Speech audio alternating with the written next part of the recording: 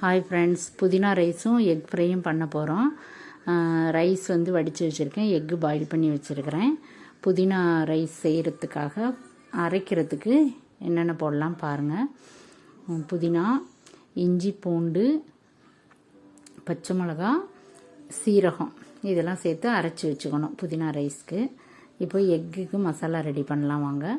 மிளகாத்தூள், தனி மிளகாத்தூள், குழம்பு மிளகாத்தூள், மஞ்சத்தூள், சால்ட்டு, இஞ்சி பூண்டு பேஸ்ட்டு இதெல்லாம் சேர்த்து கொஞ்சம் வாட்டர் விட்டு மிக்ஸ் பண்ணி பேஸ்ட் மாதிரி ஆக்கிட்டு அந்த எக்கை அதில் மசாலாவில் டிப் பண்ணி வச்சிடணும். வச்சுட்டு இப்போ ஃப்ரை பண்ண போகிறோம்.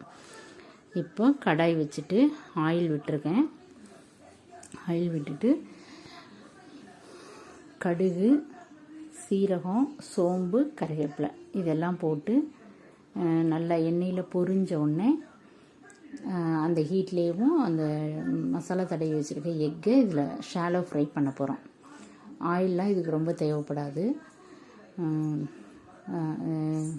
இது வந்து இந்த மாதிரி வெரைட்டி ரைஸ் எல்லாத்துக்குமே நல்லாயிருக்கும். இந்த எக் ஃப்ரை நல்லாயிருக்கும்.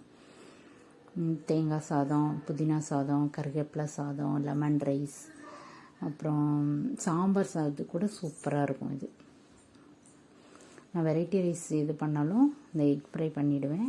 நல்லாயிருக்கும். ஈஸியாக சீக்கிரம் சமைச்சிடலாம். இது லஞ்ச் பாக்ஸுக்கெலாம் சீக்கிரம் ரெடி பண்ணி கொடுத்துடலாம். நம்ம வெஜிடபிள்ஸ் எதுவும் இல்லை, நம்ம கட் பண்ணுறதுக்கு டைம் இல்லை அப்படின்னா இந்த டிஷ் வந்து சீக்கிரம் செஞ்சிடலாம். இப்போ வந்து இதை திருப்பி போடுறேன். ஒரு பக்கம் வெந்துருச்சு. இன்னொரு சைடு திருப்பி விட்டு லைட்டாக கொஞ்சம் ஆயில் விட்டுட்டு க்ளோஸ் பண்ணி வச்சிட்டோன்னா ஒரு 2 மினிட்ஸில் ரெடி ஆகிடும். மசாலாலாம் நம்ம வீட்டில் இருக்க மிளகாத்தூள், இந்த சிக்கன் மசாலா அது வச்சு தான் பண்ணுறோம். இதெல்லாம் ரெடி பண்ணுறதுக்கு சீக்கிரமே பண்ணிடலாம். வெங்காயம் வெட்ட வேண்டியதில்லை, இந்த மாதிரி வேலை எதுவும் கிடையாது. எக்கு பாயில் பண்ணிட்டு மசாலா தடவி ஃப்ரை பண்ண வேண்டியது தான். இப்போ இது முடிஞ்சது. நெக்ஸ்ட் வந்து புதினா ரைஸ்க்கு தாளிக்க போகிறேன். இதை வந்து அடுத்த ஸ்டவ்வுக்கு மாற்றி வச்சுட்டேன். சிம்மில் வச்சுட்டேன். குக் ஆகிட்டு இருக்கட்டும். 2 நிமிஷம் தான் இருந்தால் போதும், ஆஃப் பண்ணிடலாம். புதினா ரைஸ்க்கு கடாய் வச்சுட்டு கடாய் ஹீட் ஆனோடனே ஆயில் விட்டுருக்கேன். இதுக்கு நெய் கூட ஆட் பண்ணலாம். நான் நெய் விடலை, 2 ஸ்பூன் ஆயில் தான் விட்டுருக்குறேன். நெய் விட்டாலும் இன்னும் டேஸ்ட்டாக இருக்கும்.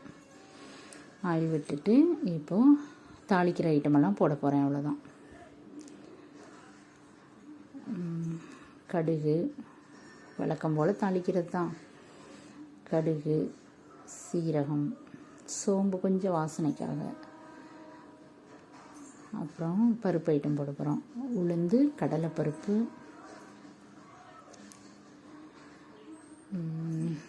வேர்க்கடலை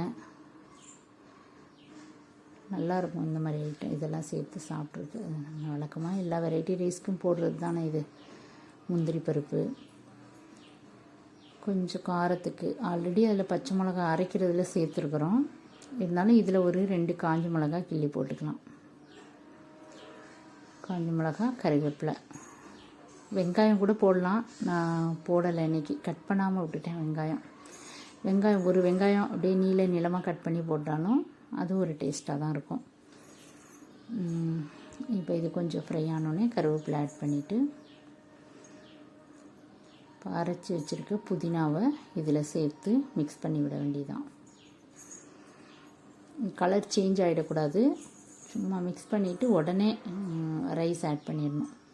கலர் சேஞ்ச் ஆகிடுச்சுன்னா நல்லா இருக்காது. ரொம்ப நேரம் ஸ்டவ்வில் இருக்கக்கூடாது. சிம்மிலேயே வச்சுட்டு பண்ணணும் சாதம் மிக்ஸ் பண்ணுறப்ப. இப்போ இதுக்கு தேவையான சால்ட் ஆட் பண்ணிவிட்டு வடித்து வச்சுருக்க சாதத்தை ஆல்ரெடி நான் நல்லா ஆற வச்சுருக்கேன். வேறு பாத்திரத்துக்கு மாற்றி நல்லா ஆற வச்சு உதிரியாக வச்சுருக்கிறேன். இப்போ இதில் மிக்ஸ் பண்ண வேண்டியதுதான். சாதத்தை இதில் மிக்ஸ் பண்ணி கிளறி விட வேண்டியதுதான். ஆனால் ஸ்டவ்லேயே தான் இருக்கணும். சிம்மில் வச்சுட்டு சாதத்தை மிக்ஸ் பண்ணணும். அப்போ தான் நல்லா மிக்ஸ் ஆகும். நம்ம ஆறிடுச்சு அப்படின்னா மிக்ஸ் ஆகாது, நல்லா இருக்காது. அந்த சூட்டோடையே மிக்ஸ் பண்ணி விட்டுறோம். சாதம் ஆறி இருக்கணும். சாதம் வந்து நல்லா ஆறி இருந்தால் தான் நல்லாயிருக்கும். இந்த நம்ம புதினா மிக்ஸ் வந்து கொஞ்சம் ஹீட்டாக இருந்தால் தான், லைட் ஹீட்டாக இருக்கணும் சிம்மில். அதனால தான் சிம்மிலே வச்சுட்டு மிக்ஸ் பண்ணுறேன். அவ்வளோதான், ரெடி ஆகிடுச்சு ஃப்ரெண்ட். புதினா ரைஸ், எக் ஃப்ரை ரெடி.